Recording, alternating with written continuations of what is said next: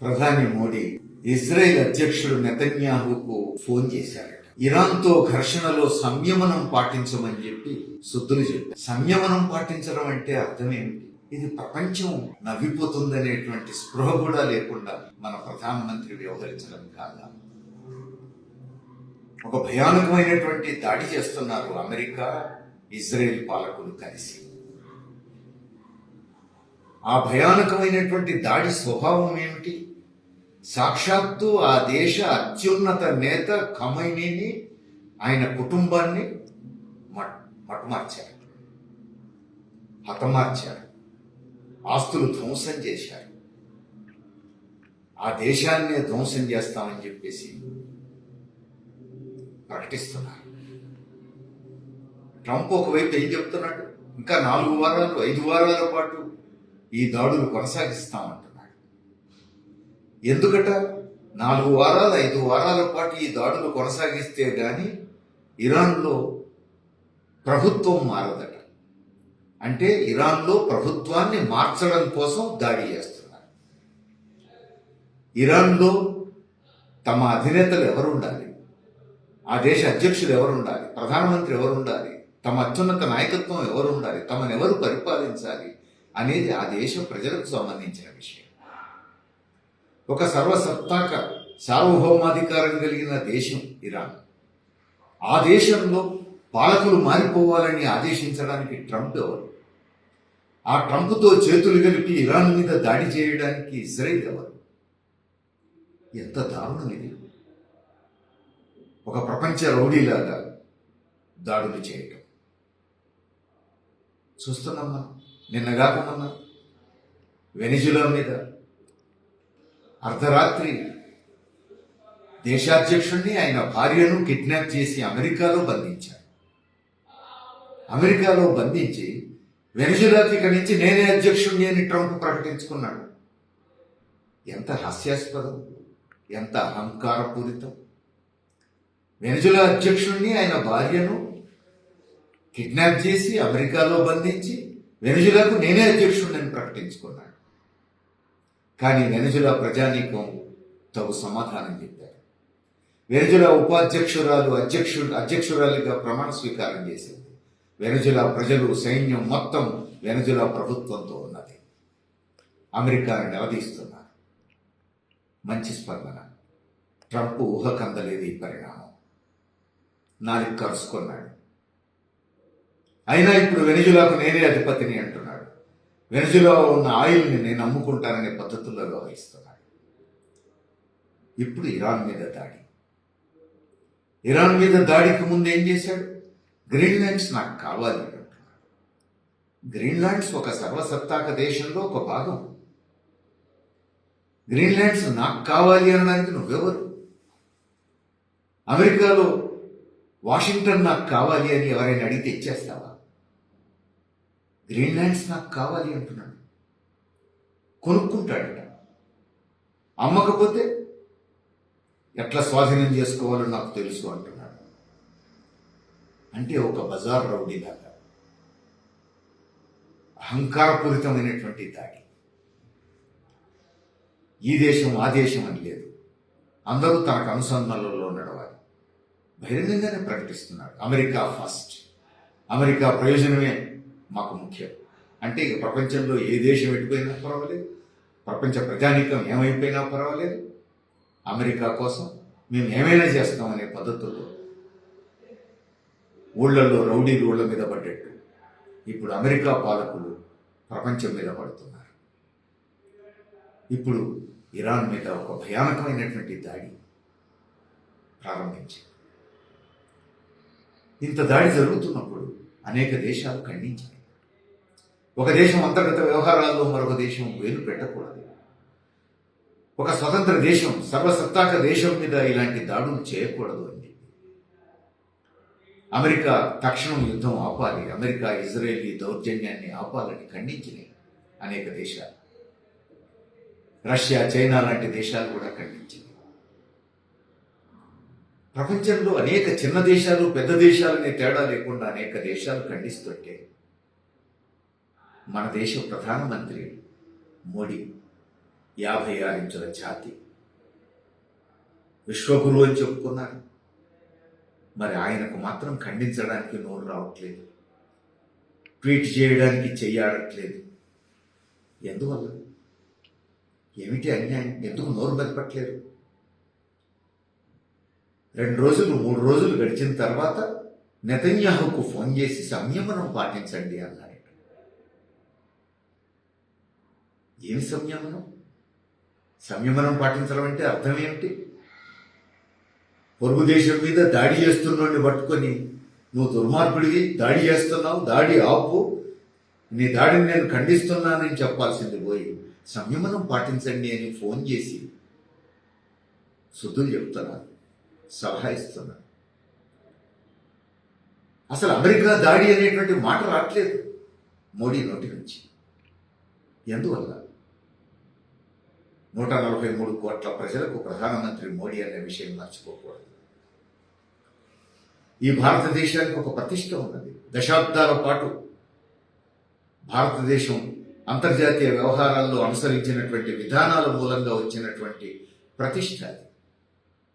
ఒకవైపు రష్యా, మరొక వైపు అమెరికా హోరాహోరీ ప్రచ్ఛన్న యుద్ధం సాగుతున్న కాలంలో మాకందరూ సమానమే, ఎవరితోనూ సంబంధం లేదు, ఎవరితోనూ ఘర్షణ లేదు, మేము అందరితోనూ సంబంధాలు పెట్టుకుంటాం, వాణిజ్య సంబంధాలు పెట్టుకుంటాం, సాంస్కృతిక సంబంధాలు పెట్టుకుంటాం. ఒక దేశం అంతర్గత వ్యవహారాల్లో మరొక దేశం వేలు పెట్టొద్దు, ఒక దేశం మీద మరొక దేశం ఆధిపత్యం చెలాయించొద్దు, యుద్ధం వద్దు, శాంతి కావాలి అని చెప్పి అనేక దేశాలు, ఆ దేశాలన్నీ కలిసి అలీన దేశాలని పేరు పెట్టుకున్నాయి, అలీనోద్యమం నిర్మించినాయి. ఆ అలీనోద్యమానికి నాయకత్వ స్థానంలో భారతదేశం ఉంది సుదీర్ఘకాలం పాటు. ఇగో ఈ చరిత్ర వల్లనే భారతదేశానికి ప్రపంచంలో ఒక ప్రతిష్ట వచ్చింది, ఒక గౌరవం వచ్చింది. ఎవరు ప్రధానమంత్రి ఉన్నా, ఏ పార్టీ అధికారంలో ఉన్నా భారతదేశం అంటే ఒక గౌరవం, ప్రతిష్ట, ఒక విలువ ప్రపంచంలో ఏర్పడి ఉన్నాయి. కానీ మోడీ ప్రధానమంత్రి అయిన తర్వాత వెనిజులా అధ్యక్షుడిని కిడ్నాప్ చేసినా మాట్లాడని స్థితిలో మోడీ నోరు మెరపకుండా ఉన్న స్థితి. ఇరాన్ మీద ఇంత దుర్మార్గమైన దాడి జరుగుతుంటే కూడా ఖండించడానికి సిద్ధపడనటువంటి, గ్రీన్లాండ్స్ నాకు కావాలి అని దాదాగిరి చేస్తుంటే కూడా ఇది తప్పు అని చెప్పేసి ఖండించగలిగేటువంటి చేవ ప్రదర్శించకపోవడం, ఇది ప్రపంచంలో భారతదేశ ప్రతిష్టను దిగజార్చుతున్నది. 143 కోట్ల ప్రజలకు విలువ లేకుండా పోతున్నది. ఈ దుస్థితికి కారణం మోడీ ప్రభుత్వం. ఈ దుస్థితికి కారణం ఢిల్లీలో అధికారం ఎలగబెడుతున్నటువంటి బీజేపీ ప్రభుత్వం. అంతేకాదు, అసలు పొరుగు దేశానికి అన్యాయం జరుగుతుంటే కనీసం ఇది తప్పు, ఇది అన్యాయం అని తప్పు చేసిన వాళ్లను ఖండించడం కనీసం మాత్రమైనటువంటి ధర్మం కదా. భారత ప్రజల యొక్క ఆలోచన శాంతికాముకులు, భారతీయులు స్నేహ స్వభావం కలిగిన వాళ్ళు కదా. భారత ప్రజల స్వభావానికి భిన్నంగా ఈరోజు మోడీ ప్రభుత్వం వ్యవహరిస్తుంది. ఇంతటి దుర్మార్గంగా, దౌర్జన్యపూరితంగా, అహంకారస్ఫూరితంగా అమెరికా వ్యవహరిస్తూ ఉంటే అలాంటి అమెరికా పాలకులతో అంటకాగుతోంది ఇప్పుడు మోడీ ప్రభుత్వం. ఇంతకంటే దారుణం ఇంకేముంటుంది? ఇరాన్ మనకు చిరకాలంగా మిత్రదేశం. అమెరికా పాలకులను ప్రపంచంలో నమ్మే దేశం లేదు. ఏదో కొన్ని అవసరాల కోసం అమెరికాతో స్నేహం చేసే పాలకులు కూడా అమెరికాను మనస్ఫూర్తిగా నమ్మడానికి సిద్ధంగా లేరు. ఎందుకంటే అమెరికా పాలకుల చరిత్ర అంతా ద్రోహ చరిత్రే, మోసాల చరిత్రే, దౌర్జన్యాల చరిత్రే. కానీ ఇరాన్ మనకు కొన్ని దశాబ్దాలుగా మిత్రదేశం. ఎంతటి మిత్రదేశం! చవకగా మనకు చమురు, గ్యాసు సరఫరా చేసిన దేశం ఇరాన్. అలాంటి ఇరాన్ మీద ఇప్పుడు దాడి జరుగుతూ ఉంటే, నీ స్నేహితుడి మీద దాడి జరుగుతూ ఉంటే నిన్ను సైన్యాన్ని పంపించమని ఎవరు అడగట్లేదు. ఇరాన్కు మద్దతుగా నువ్వు ఎందుకు యుద్ధం చేయట్లేవు అని ఎవరు అడగట్లేదు. కానీ ప్రపంచంలో అతను అనేక దేశాలు ఖండించినాయి. అమెరికా చేస్తున్నది తప్పు, ఇజ్రాయెల్ చేస్తున్నది తప్పు అని ఖండించినాయి. ఆ మాత్రం ఖండించడానికి నీకు ఎందుకు నోరు రావట్లేదు? ఇది ఇప్పుడు మోడీని అడగవలసిన ప్రశ్న. ఇంత పెద్ద దేశానికి ప్రధానమంత్రిగా ఉన్నటువంటి వ్యక్తి ఈ మాత్రం సోయి లేకుండా ఎందుకు వ్యవహరిస్తారంట? తప్పును తప్పు, ఒప్పును ఒప్పు అనాలి కదా. ఎందుకు అనాలి? ప్రపంచం శాంతియుతంగా ఉంటేనే భారతీయులు కూడా శాంతియుత జీవనం గడపగలుగుతారు. ఇదేమి రాజుల కాలం నాటి కాలం కాదు. ఇది 2 దేశాల మధ్య యుద్ధం జరిగితే అది 2 దేశాలకే పరిమితం అయ్యేది. ఇటు కొంతమంది సైనికులు, అటు కొంతమంది సైనికులు కొట్లాడుకునేటువంటి యుద్ధం కాదు ఇది. ఇప్పుడు చూస్తున్నాం, అమెరికా, ఇజ్రాయెల్, ఇరాన్ మీద యుద్ధం ప్రకటించిన తర్వాత ఎక్కడన్నా సైనికులు కనిపిస్తున్నారా? మనం అన్ని మిసైల్స్, విమానాలు కనపడుతున్నాయి తప్ప సైనికులు కనపడట్లేదు. ఇప్పుడు యుద్ధ స్వభావమే లేదు. ఆధునిక కాలంలో ఉన్నాం మనం. విధ్వంసమే తప్ప ఇంకేమీ కనిపించదు మనకు. కాబట్టి ఇప్పుడు జరగవలసింది, ప్రపంచంలో ఎంత శాంతియుత పరిస్థితులు నెలకొంటే అంతగా ప్రభుత్వాలు నిరుద్యోగ సమస్యను పరిష్కరించుకునే దాని మీద, ధరలు తగ్గించుకునే దాని మీద, ప్రజలకు నిత్య జీవిత అవసర సరుకులు అందుబాటులోకి తెచ్చే దాని మీద, రోడ్లు, రవాణా, కరెంటు, మంచినీళ్లు, వైద్య సదుపాయాలు ఇలాంటి అనేక ప్రజా సౌకర్యాలను మెరుగుపరిచే దాని మీద దృష్టి పెట్టే అవకాశం ఉంది. కానీ ప్రపంచం అంతా అలజడితో, అల్లర్లతో, యుద్ధాలతో మునిగి ఉన్న తర్వాత ప్రజా సమస్యల మీద దృష్టి పెట్టడం అంత సులభం కాదు. అంతేకాదు, ఇప్పుడు అమెరికా కేవలం ఇరాన్ మీద దాడి చేయట్లేదు. ఇరాన్ మీద దాడి కంటే ముందే మోడీ చెవులు పిండింది, మోడీ జుట్టు పట్టుకుంది. అమెరికా వ్యవసాయ ఉత్పత్తులు భారతదేశంలో అమ్ముకుంటే ఏమాత్రం పన్నులు వేయొద్దు, 0 సుంకం ఉండాలి అని చెప్పేసి ఒత్తిడి చేస్తే భారత పాలకులు దానికి తల ఒగ్గారు. మోడీ దానికి అంగీకరించాడు అని చెప్పి ట్రంప్ ట్వీట్ చేస్తున్నాడు. నేను ఒప్పుకోలేదు అని మోడీ చెప్పట్లేదు. పైగా అంతకుముందు 3% ఉన్నటువంటి భారతీయ సరుకుల మీద సుంకాలు, భారతదేశం నుంచి అమెరికాలో అమ్మేటువంటి సరుకుల మీద సుంకం 3% ఉన్నటువంటి సుంకం ఇప్పుడు 18% పెంచాడు. మన దేశం నుంచి పోయే సరుకులకేమో సుంకం పెంచాడు. అమెరికా నుంచి వచ్చే వ్యవసాయ ఉత్పత్తుల మీద మాత్రం భారతదేశంలో సుంకం రద్దు చేయాలట, 0 చేయాలట. దానికి మోడీ అంగీకరించాడని ట్రంప్ చెప్తున్నాడు.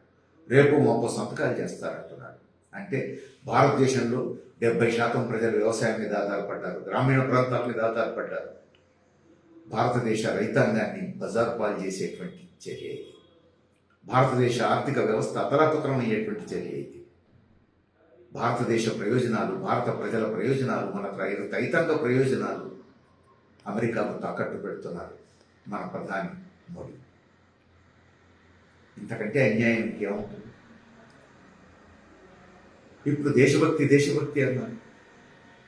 ఇది భారత దేశభక్తి కాదు, అమెరికా దేశభక్తి ప్రదర్శిస్తున్నారు మన పాలకులు. ఈ దేశంలో పుట్టి పెరిగి ఈ దేశం ఉప్పు తింటూ దేశభక్తి పేరుతో ప్రజల ఓట్లు కొల్లగొట్టి ఇప్పుడు అమెరికా భక్తి ప్రదర్శిస్తున్నారు, ట్రంప్ భక్తి ప్రదర్శిస్తున్నారు. ఇంతకంటే అవమానకరమైంది ఇంకేమన్నా ఉంటుందా? ఇది భారతదేశ ప్రయోజనాలకు హాని కలిగిస్తుంది, భారత ప్రజలకు తీవ్రమైనటువంటి నష్టం కలిగిస్తుంది. అందుకని రానున్న కాలంలో ఈ దేశంలో ప్రజలు ఎదుర్కొంటున్న సమస్యలు పరిష్కరించుకునేందుకు మనకు అవకాశం ఉండాలంటే అమెరికాకు మనం తలవద్దు, ట్రంప్ బెదిరింపులకు మోడీ తలవంచొద్దు. ప్రపంచంలో ఎక్కడ యుద్ధం జరిగినా యుద్ధం వద్దు, శాంతి కావాలని కోరుకోవాలి.